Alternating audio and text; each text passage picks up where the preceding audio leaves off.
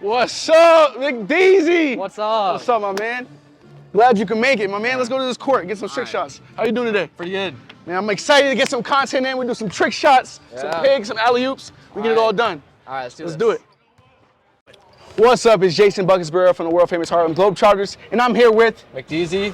And today we're gonna answer some questions and find out where you got this talent from and where it originated. Yeah. So, where'd you get the name McDeezy from? So my best friend's dad, he like go to his house and he just called him McDeezy for some reason. Like he just kind of did for some reason. Yeah. And I was like, it's kind of a cool name. Doesn't like mean anything really. So Yeah. it's not like a trick shot guy. Just the name McDeezy kind of. It's funny because even when I made my first name, Vision Wavy, that's my Instagram name. Yeah. When I first made it, it meant the world to me. And now later on, I'm like, how can I shorten this name or make it, spice it up? So now I'm thinking about dropping the Vision from my name and just make it Wavy. Yeah. So maybe your name might evolve to just Deezy eventually, or just Mick, like McDonald's. Do you play basketball in middle school or anything like that? Yeah, I'm in the high school basketball team. High school basketball team. It's pretty fun. And you're in 9th grade right now? Yeah. Nice, nice. And how do you think the tryout was or the practices? Are they a little intense? Yeah, they're pretty intense. A lot more like running. A lot more, yeah. I remember in high school, we were doing a whole bunch of running, like 17s, Karl Malone's running up and down the court with our hands up.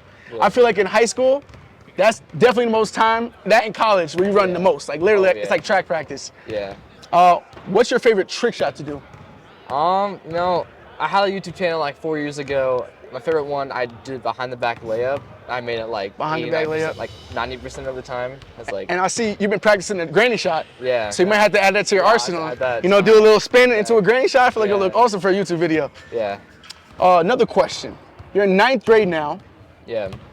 You're obviously a lot into the books because this is where school gets a little more tough than 8th grade. Yeah. So how do you balance playing basketball, making videos, and school? I just try to get my free time. I usually make like an extra 2 videos over the weekend. Okay. Usually, if I can't enough time. So not much video games being played. A lot more practicing in basketball. Every once in a while, me and Greg play like an hour a week. For sure. Yeah. But the basketball skill is definitely what you do in your off time. Yeah. Yeah, that's awesome, man. So I started playing basketball a little late, I would say, 11 years old. I was actually playing organized basketball with the New York Gym at the time in Barrera, New York. I was just playing basketball with my friends, and the coach had a team, and he saw me going crazy, scoring a bunch of points, and he asked me to try out. I tried out and I started playing. So 11 years old was the first time I played organized basketball. Yeah. Yep. Yeah. So how did you kind of like start becoming a Globetrotter? Like how did it kind of go from there? I would say, much like you, I just started posting content. Yeah. One of my great friends, Maxwell Pierce, made a video. It went viral, like over 1 million views. It was on ESPN, ridiculousness. And the Globetrotters called him out for a tryout. And I saw there was an avenue that I could make money and entertain people with my jumping ability and dunking ability. Yeah. And I already played basketball anyway, so I was like, why not try for it? Yeah. So I was in the Fortnite group chat. I know I said it before, but I was playing Fortnite with my friend. We just caught a dub, a win, Victory Royale. And he asked me if I wanted to try out for the Globetrotters. And I went to the tryouts and I made the team. Yeah. So I think do you like dunkings, a lot of dunks somehow. Like what's your favorite like specialty dunk kind of? My favorite specialty dunk I feel like sets me apart is definitely my one-hand windmill. Yeah. I like to just cup the ball right here. I've seen that. Come to the side. I've only seen like pro dunkers do that. Oh yeah, that's my favorite. I also won 2 dunk contests. I won the 2017 gallery dunk contest, and also in 2021 I won the New York Knicks dunk contest at Dykeman Park. So I got a big trophy. I got some nice courtside seats to a Knicks game against the Celtics. So it was awesome. Yeah. All right. What's like your hardest dunk you've probably like ever done? The hardest dunk I've ever done.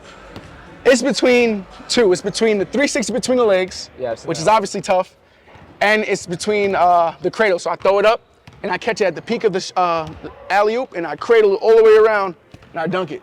Takes a lot of hand-eye coordination. It's definitely hard. When was like your very first like game you had in basketball where you just kind of like was different compared to everyone else kind of? So it's crazy. I was actually just watching the film on it on YouTube. So there was a game, I don't remember, I think it was in Connecticut, and I just had 36 points, and I was going crazy, like dunking the ball, shooting the threes, and honestly, it was adrenaline. Yeah. I scored the first couple points, and after that, I just zoned out. I was getting layups, free throws, everything, and that really was when I realized I could go somewhere with basketball. Yeah. And that was about 9th grade, actually. Yeah. 9th grade it was.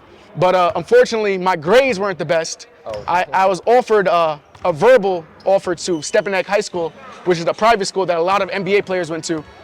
And I wasn't able to go because of my grades. Oh, yeah. And when my father passed away, that was in the day before my 14th birthday. And after my father passed away, I honestly just, flip switched. and I started taking school more serious. I graduated high school with a 3.0. Then I was on the dean's list my freshman year of college. On the dean, so I got a scholarship for 4 years of college. So I definitely started focusing on more on the books and the basketball opposed to just the basketball. So I remember when I was in college, we played in the Barclays Center. Yeah. And I was just soaking it all in, just so excited. And now with the Globetrotters, we go to the Barclays Center, MSG, Boston Gardens. We go to Golden State Warriors Arena. So we go to a whole bunch of NBA arenas. We were in Salt Lake last night. So it's honestly just cool just being the energy of the NBA and just see how they run up and down this court because it looks huge on TV. But when you're on this actual court, you see how it is. It's like smaller, more condensed. Smaller. Yeah. What's like the biggest arena you ever played? Like full, like top to bottom kind of. So actually, one of the most packed arenas I played in was the Dallas arena. The Dallas Mavericks home court, packed out. I think like 9,000 people in the stands. Oh, wow. But I know when we go overseas, they get sold out with like 17,000, 15,000. So I haven't been fortunate to play in front of them yet. But once I go overseas, I'll be able to do it for sure.